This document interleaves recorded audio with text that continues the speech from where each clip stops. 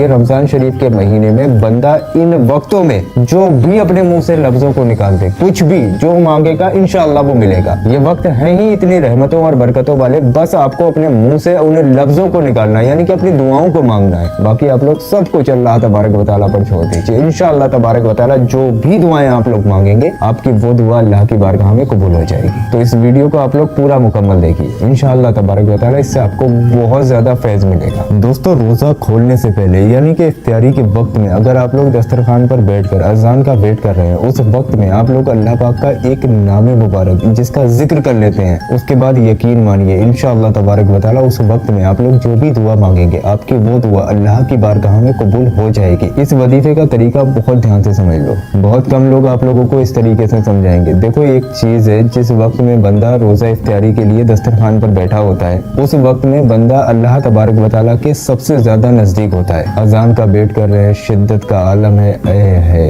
अल्लाह तबारक व तआला उस वक्त बंदे को मुस्कुराहट, अल्लाह तबारक व तआला उस वक्त बंदे को मुस्कुरा कर देखता है, क्योंकि पूरे दिन की शिद्दत बंदा अल्लाह तबारक व तआला के लिए पूरा दिन भूखा रहकर रोजा रखता है और अल्लाह तबारक व तआला की दिन भर इबादत करता है, तो वो बंदा अल्लाह तबारक व तआला के सबसे ज्यादा नजदीक हो जाता है। अब जिस वक्त में हम लोग दस्तरखान पर बैठे हुए हैं, उस वक्त में जैसे मैं आपको बता रहा हूँ, इस तरीके से अगर आप लोग अल्लाह पाक का जिक्र करें और फिर उसके बाद अल्लाह पाक से दुआएं मांगे, तो इंशाअल्लाह तबारक व तआला यकीन मानिए ऐसा हो ही नहीं सकता कि बंदा इस जिक्र को करके उस वक्त में अल्लाह पाक से दुआ मांगे और उसकी दुआ कबूल ना हो। अब बहुत ध्यान से समझो आपको करना क्या है। जैसे कि आप लोगों ने दस्तरखान वगैरह बिछा लिया, उस पर आपने सारी चीजें रख ली खाने पीने की, यानी कि इफ्तार करने की, सब लोग बैठ गए दस्तरखान पर। अब दस्तरखान पर बैठे हुए हैं, आप लोग अजान का वेट कर रहे हैं, तो मैं आपको बताऊं, आप लोग सबसे पहले 3 मरतबा शुरू में दुरूद पाक पढ़ें। दुरूद पाक जो भी आपके याद हो आप पढ़ सकते हैं। उसके बाद एक अल्लाह पाक का नाम मुबारक, या रब्बना या रब्बना या रब्बना, इस नाम मुबारक को आपको गिनना नहीं है, ये आप लोग तब तक पढ़िए जब तक आप लोग टाइम देख लीजिए घड़ी में आपको 1 या 2 मिनट ना रह जाए, यानी कि अजान होने में जब आपको लगे कि 2 मिनट रह गए,